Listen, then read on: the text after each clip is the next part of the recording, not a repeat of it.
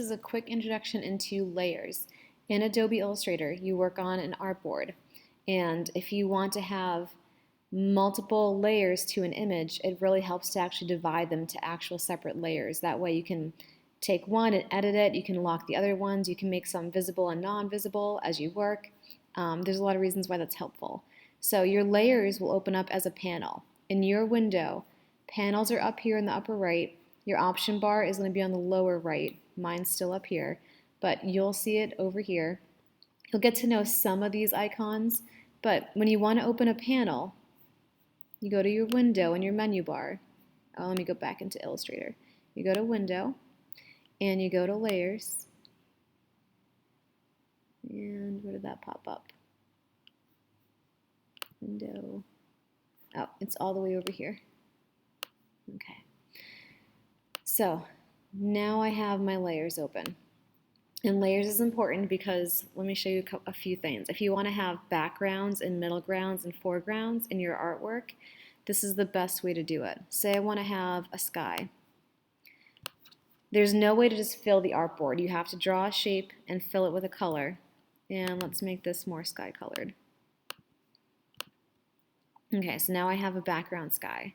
And I actually want to make, and I will label this, if I double click where it says layer 1, if I double click I can write different things and keep myself a little more organized.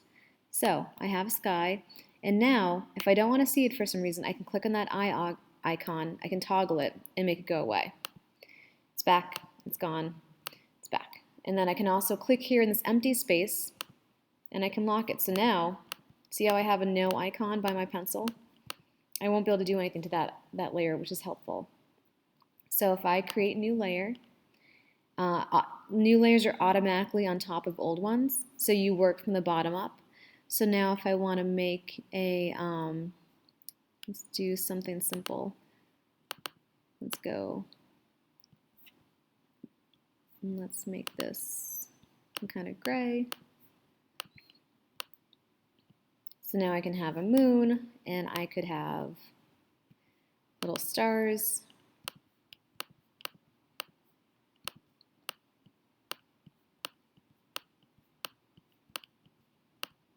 Okay, so now I can double click here on layer 2 and call it moon and stars.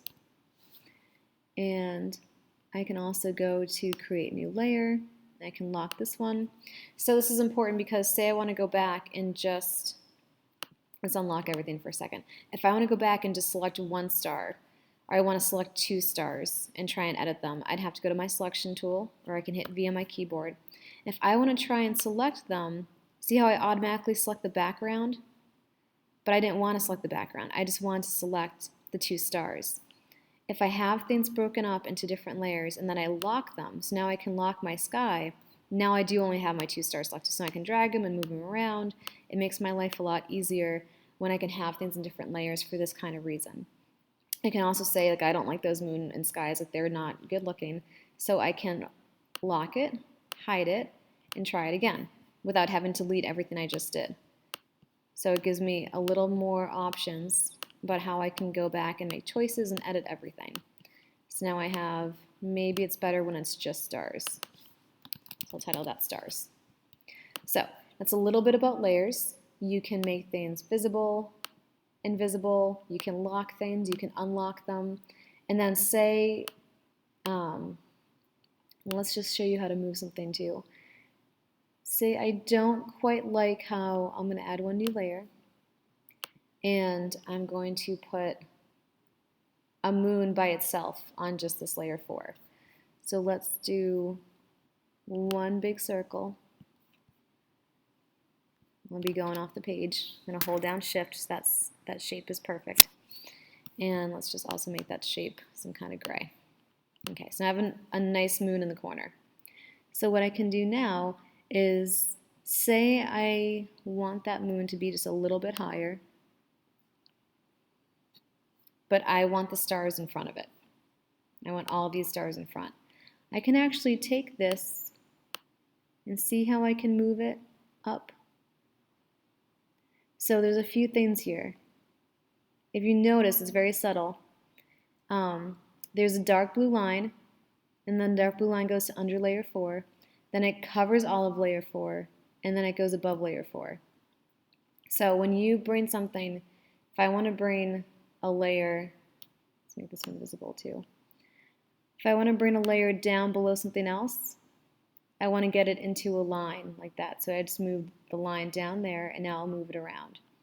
If I want to, what you don't want to do though is don't stop. Let's see. Let's try and get you guys. There we go. So you can just keep moving everything.